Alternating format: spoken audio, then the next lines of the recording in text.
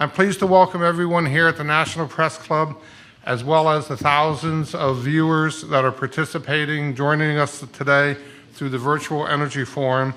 Today, we're examining two exciting areas of energy efficiency, two topics that have captured global attention from policymakers and businesses alike, and that being energy security and economic growth.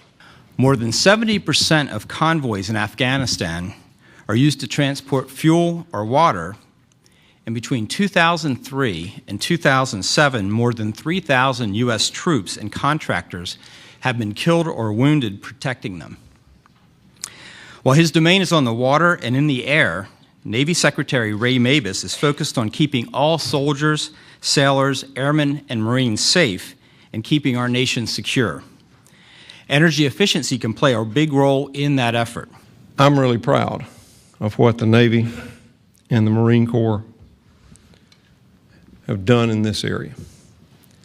We're doing it to be better as a military. We're doing it to be better warfighters. We're doing it as a matter of national security. That's the debate we ought to be having as to why do we need to change the way we use energy and how we get that energy.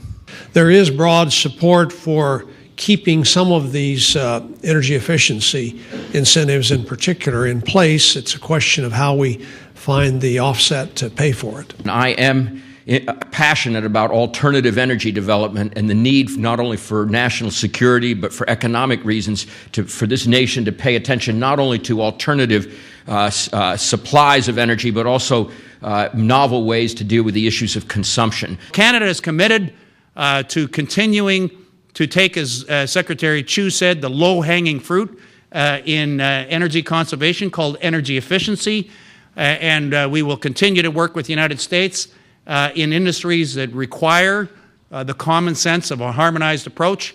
Do those energy efficiency projects right now. They make sense. It's proven. Start making the adaptation, assuming there are going to be more energy swings. You will not have made a big mistake if that's the case. Stay informed because the information is going to change. It is not settled with time, and do a little bit of work on science. I think it would be 4 things you could do that would be quite practical. Whether you're big or small buildings, whether you, here we have stores with customers in it, a college university with students, or a building that has to retain and bring in tenants. And in all cases, it's this combination of people and technologies that can bring significant savings. And the University of North Carolina is a very sustainable university, but you'd be surprised at the roadblocks that pop up when you try to save energy.